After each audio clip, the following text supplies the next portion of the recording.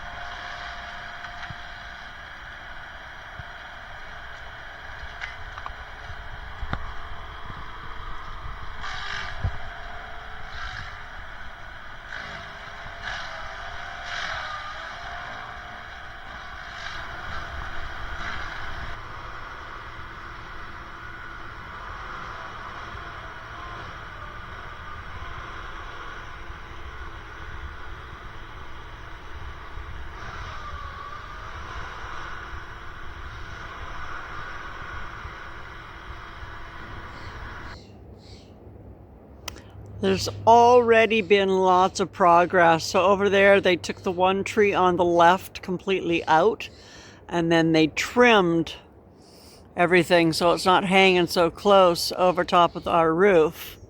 And then over here, they've taken a couple of trees out already. Still got a couple more to go. And this is just in the yard. And then they also came through and ground all those great big stumps that were all over the place. I'm not sure what this is over here, but it sure does smell good. I don't know where that piece of wood came from, but oh my goodness, that smells delightful. Yeah, interesting. And of course, big piles of stuff. all over the place. I actually can't get into the back through the back door because it's blocked off with the piles that they created. You can see over here.